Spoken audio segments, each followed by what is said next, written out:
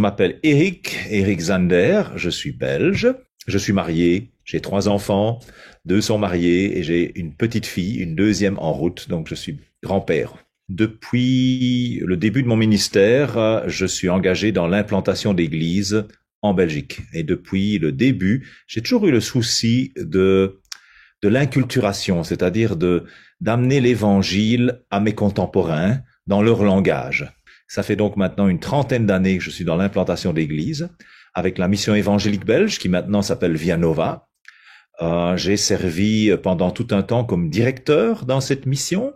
J'ai terminé ce premier mandat de direction par une crise personnelle, une crise vraiment existentielle, parce que justement, je prenais de plus en plus conscience que on ne touchait pas nos contemporains, qu'on ne faisait qu'effleurer la surface.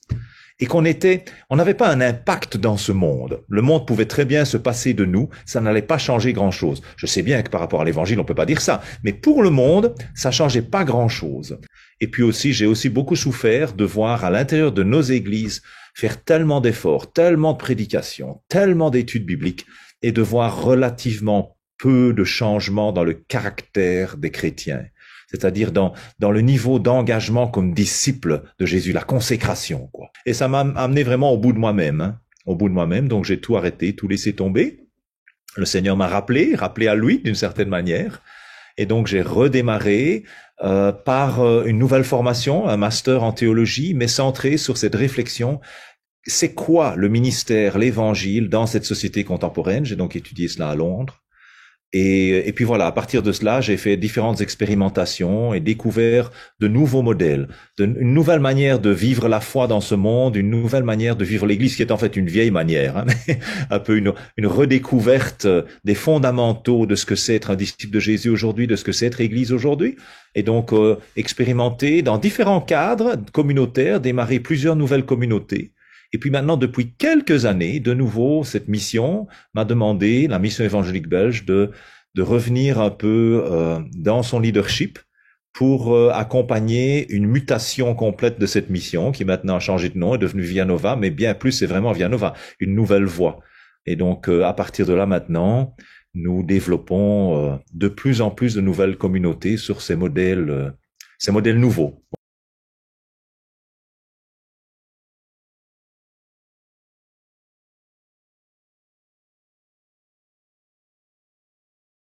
Il y a 4 ans, j'ai fait un infarctus. Une fois la crise passée, cette prise de conscience que, tu sais, une crise cardiaque peut se terminer aussi bien dans la vie et dans la mort. Et donc, j'étais là dans ma réflexion devant Dieu et dit, Seigneur, je suis toujours là. Donc, je suis toujours là. Et bon, plusieurs leçons, des grandes leçons de vie. C'était peut-être le moment, le meilleur moment de ma vie, en tout cas, des meilleurs moments de ma vie, cette crise cardiaque. Mais une des grandes questions, c'était, et si la sortie était justement l'autre sortie? Allez, en me présentant devant Dieu, qu'est-ce que je regretterais? Et c'est toute cette question de la transmission. Alors bon, ça, c'est une question qui, je pense, peut faire réfléchir beaucoup de gens. Mais moi, c'était vraiment, Dieu me disait, tout ce que tu as appris ces dernières 5-10 années, là, tu as découvert des choses incroyables. Mais comment est-ce que tu le transmets? Tu ne peux pas partir sans laisser quelque chose derrière. Et donc, j'ai toujours rêvé d'écrire un livre. Oui, on rêve d'écrire un livre, hein. Mais là, c'est devenu vraiment presque une obligation. La transmission.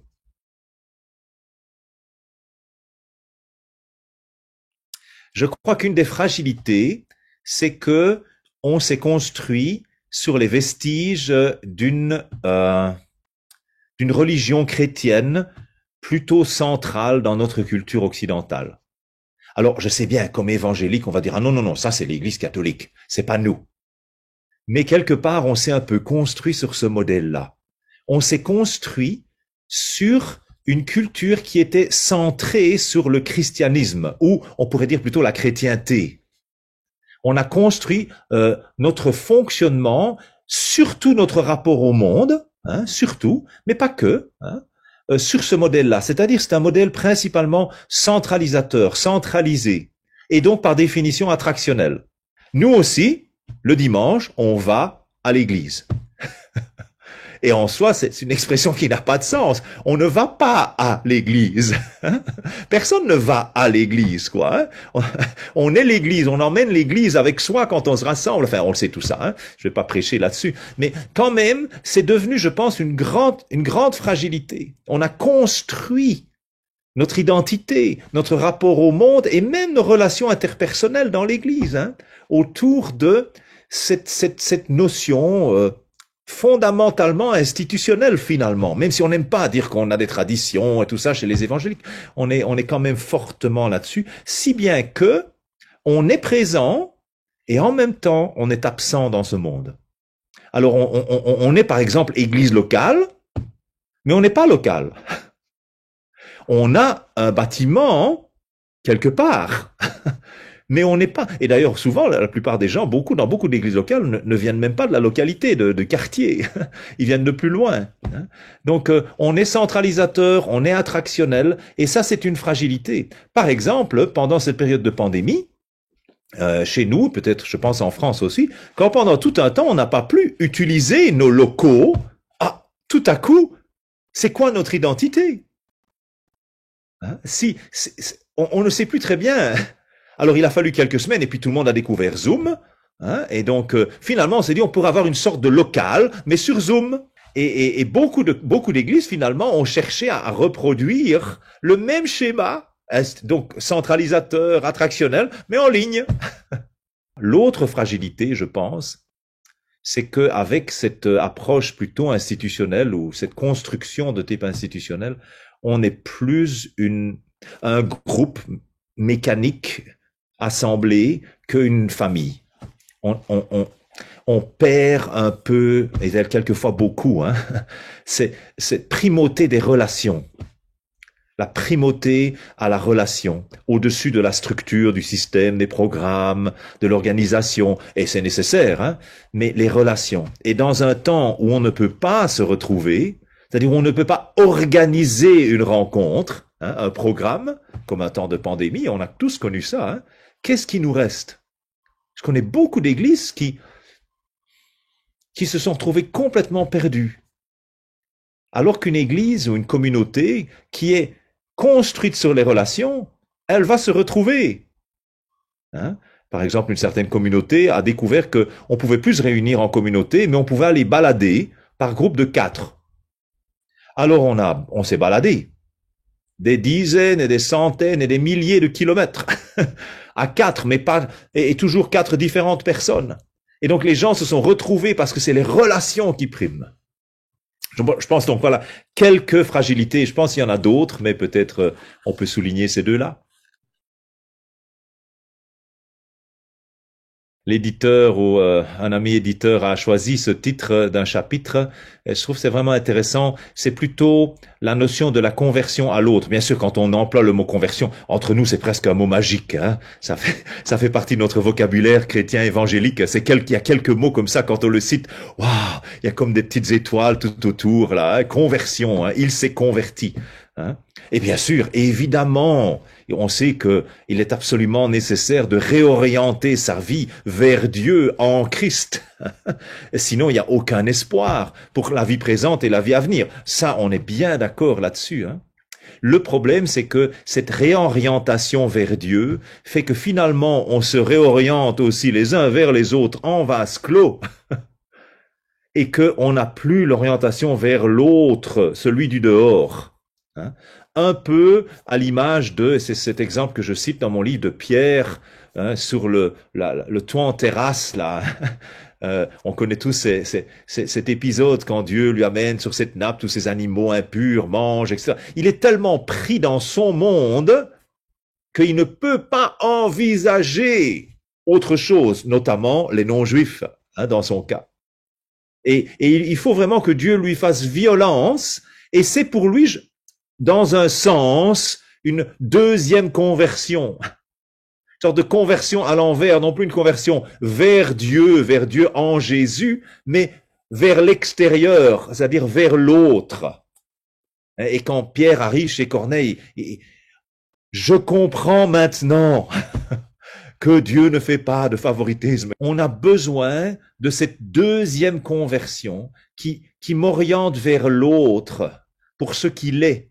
Pas seulement pour l'utiliser ou l'exploiter ou m'approcher de lui dans une espèce de tenue de camouflage artificielle, hein, mais vraiment pour comprendre qui il est, quelles sont ses motivations, ses besoins, ses aspirations. Hein. Donc vraiment, il s'agit de se tourner vers l'autre pour découvrir l'autre dans son monde et aller vers l'autre avec l'évangile plutôt que toujours attendre que l'autre vienne chez nous et donc orienter vers nous, vers l'église, vers nous, quoi. Voilà.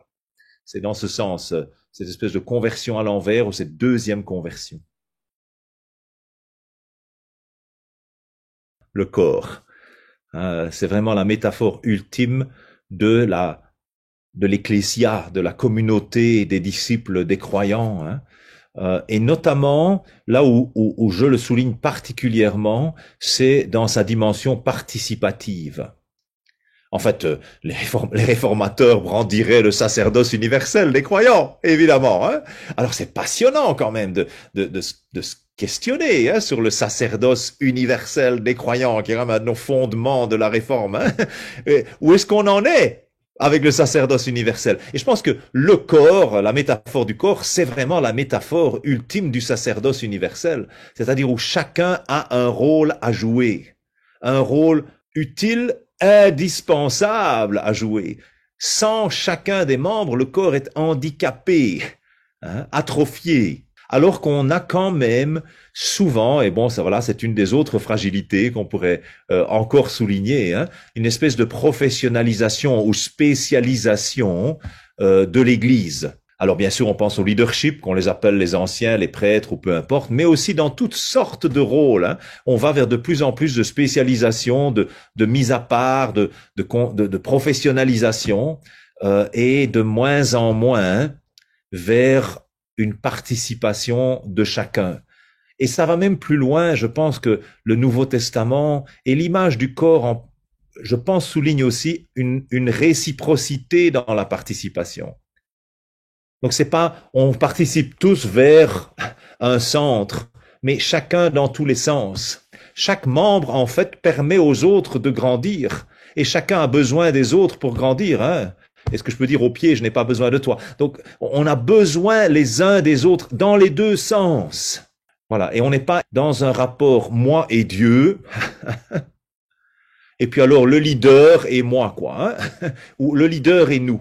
Mais on est dans un rapport horizontal où, dans la métaphore du corps, même le leader est un membre. Finalement, le leader, qu'on l'appelle ancien pasteur, évêque, il n'est finalement qu'un membre, avec son rôle à jouer, bien sûr son rôle spécifique, mais autant spécifique que n'importe quel autre membre, autant contributif que n'importe quel autre membre. Ça, c'est difficile, hein? Que le leader, l'ancien, le pasteur, n'a pas un rôle plus important, dans la métaphore du corps en tout cas, qu'un autre membre. Donc ça c'est vraiment voilà, un élément tellement important avec cette métaphore du corps.